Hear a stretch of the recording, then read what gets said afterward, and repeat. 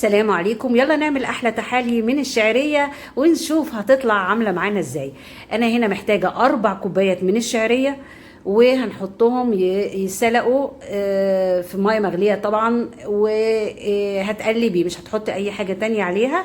هنقلبها ونسيبها تتسلق عادي زي ما بنسلق عندنا الشعرية والمكرونة والحاجات دي كلها. لازم اللي هي السباكيتي او الشعريه لازم تقلبي كويس علشان طبعا ما تبقاش لازقه ببعضها.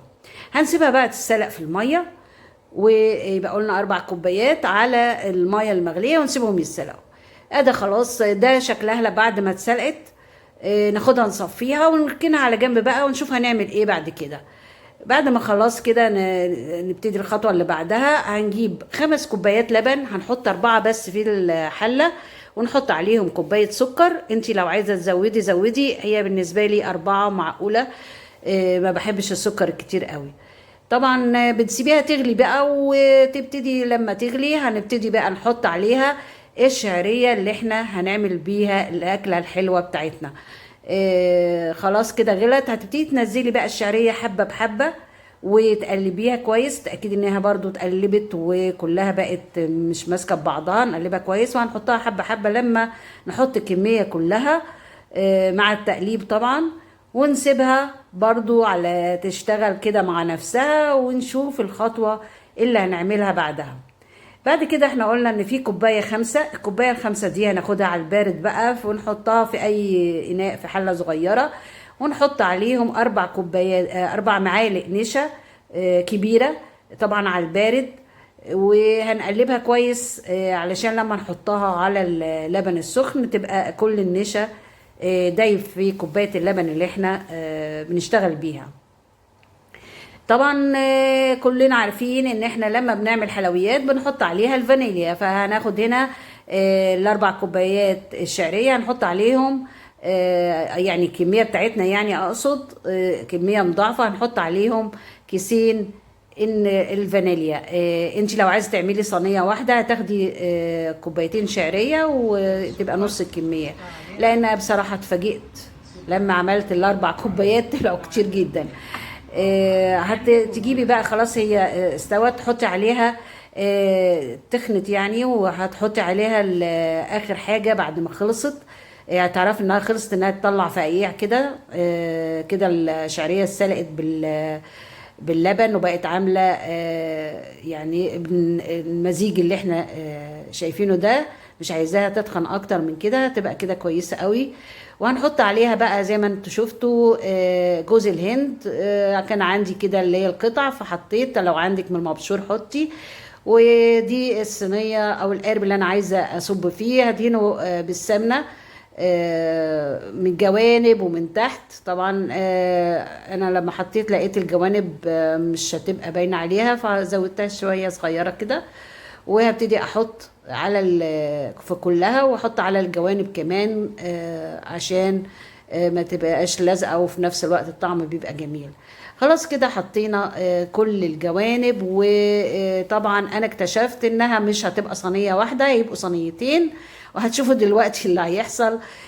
لان انا اصلا كنت مستقليه الاتنين شعريه كوبايتين وعملت 4.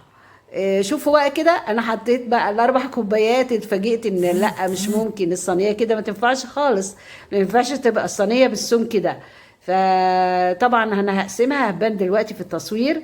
الخطوه اللي بعد كده بنجيب 4 كوبايات 4 معالق كبيره من القشطه، ونحط عليهم برضو العسل. هنحط معلقتين عسل كبار، ونقلب بقى كل الكمية دي، يعني معلقتين عسل عليهم 4 كوبايات 4 معالق من 4 معالق من القشطة دي هنحطها على الوش.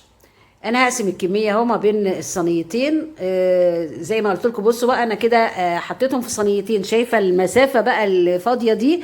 كانت الاول القارب الاولاني ملال للاخر، فانا قسمتهم لان ما ينفعش تبقى بالارتفاع ده قطعه المكرونه.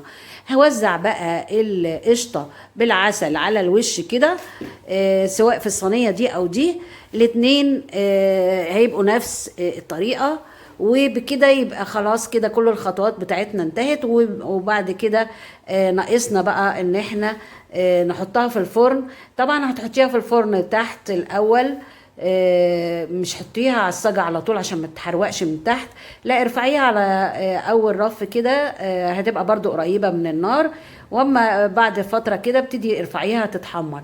وده شكل الصينيتين. طبعا انا قلت لكم ان الكمية طلعت مضاعفة، يعني الاربعة هيدوكي صينيتين. تعملي حسابك على كده بقى في الكميات. زي ما انتم شايفين اتحمرت، بقت جميلة جدا جدا. يعني بصراحة لوز اللوز زي ما بيقولوا حلو قوي. وكمان الطعم بتاعها، السكر بتاعها معقول جدا. اذا انت حابة بيزودي بقى لما تيجي تحط السكر. وبعد كده بقى نبتدي نشوف الولاد هيعملوا ايه. طبعا انا سبتها تبرد عشان اصور. بعد كده لقيت في حد دخل، وطبعا قطع قطعة عشان يدوق ايه اخبار المكرونة. فانا جيت اصور بقى لقيتها كده، بس قلت بقى خلاص مش مشكلة هصور. وبدأت اقطعها بقى قطع مربعات كده، علشان يعني على قد اللي انت عايزاه، يعني المسافة اللي انت عايزاها. وطبعا كده تبقى جاهزة على التقديم. وبتطلعيها بقى في الطبق بتاعك اللي هو هتقدمي فيه. انا هنا عايزة اوريكي السمك بس بتاعها والفرق ازاي، ان انا كنت هحطها في القارب وكان مش ممكن المنظر، او حتى لما تيجي تتاكل هتبقى صعبة جدا. فهي في النهايه ادتني الصينيتين دول، وانت تعملي حساباتك بقى على كده. شوفي بقى، هي انا هطلعها لك اهي، ده القطعه بالسمك ده، انا مش عايزينها اكتر من كده. علشان طبعا لما نيجي نقطع بالسكينه والشوكه كده تبقى الواحد ياخد القطعه، بتبقى معقوله في الاكل والشكل حلو. ودي الصينية التانية برضو قطعنا منها القطع. واضح طبعا السمك بتاعها سواء هنا او هنا، السمك بتاعها معقول جدا. ويا ريت تعمليها برضو تبقى نفس السمك كده مش اكتر. وبكده يبقى خلصنا الفيديو بتاعنا، والصينيتين اتعملوا بالهنا والشفا.